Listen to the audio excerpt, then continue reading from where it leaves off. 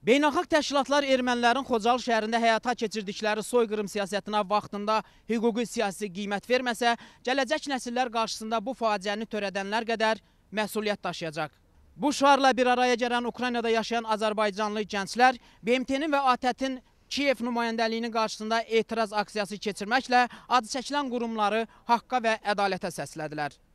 Erməni qəsbkarları əsrlər boyu Azərbaycan xalqına qarşı həyata keçirdiyi işğalçılıq və soyqırım siyasətinə görə tarix qarşısında cavab verəcək. Vəhşilik və qəddarlıq baxımından 20-ci əsrin ən amansız faciəsi olan Xocalı soyqırımı dünya birliyi tərəfindən tanınmalıdır.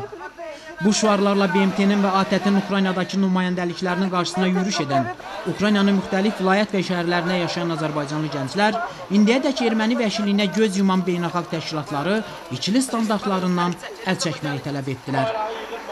Justice for Xocalı! Justice for Xocalı! Справедливость Xocalı! Справедливость Xocalı! Stor двойным стандартом! Stor двойным стандартом! Bugün biz Ukraynada yaşayan Azərbaycanlı gənclər Birləşmiş Millətlər Təşkilatının və ATƏT-in Ukraynadakı nümayəndələri qarşısında etiraz mitingi keçirilərək Qarabağ məsələsində apardıqları ikili standartlara son qoymaya çağırdıq. Və onlara bildiririk ki, gələcəkdə onlar susmaqla, ən azından öz münasibətli ikili standartlara yol verməklə gələcəkdə bu faciələri törədənlər qədər ən azından məhkəmə qarşısında cavab verəcəklər. Biz Ukraynada yaşayan və Ukraynada təhsil alan Azərbaycan gəncləri hər zaman Ali Baş Komandamızın əmrini gözləyirik. Hər zaman Ali Baş Komandanın əmri ilə torpaqlarımızı düşmənin tapdağından azad etməyə hazırıq. Və inanırıq ki, torpaqlarımızın azad olması uzaqda deyil.